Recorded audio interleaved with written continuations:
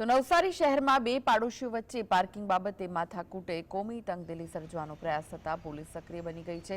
જિલ્લા પોલીસ વડા સહિતના પોલીસ કર્મચારીઓ કોમ્બિંગ ફ્લેગ માર્ચ કરવામાં આવ્યું। શહેરના દરગાહ રોડ વિસ્તારમાં પાડોશી વચ્ચે બાઇક ખસેડવા જેવા મુદ્દાને લઈને ઝઘડો થયો, જેમાં મહિલા દ્વારા પાડોશીએ મારામારી કરી હતી। આ દ્રશ્યો સોશિયલ મીડિયામાં પ્રસરતા બીજા દિવસે ટોળા દ્વારા સૂત્રોચ્ચાર કરાયા। જોકે પોલીસે ટોળાને વિખેર્યું હતું। આ ઘટનામાં 25 આરોપીઓની ધરપકડ કરવામાં આવી તેમજ શહેરમાં શાંતિ અને સલામતી જળવાય તે માટે ફ્લેગ માર્ચ કરાયું હતું। તે વિડીયો બાબતે અને પાર્કિંગના ઝઘડા બાબતે બે જુદી એફઆઈઆર નોંધવામાં આવી હતી અને તે બંને એફઆઈઆરને મળાવીને અત્યાર સુધી 25 આરોપીઓની ધરપકડ પોલીસ દ્વારા કરવામાં આવી છે।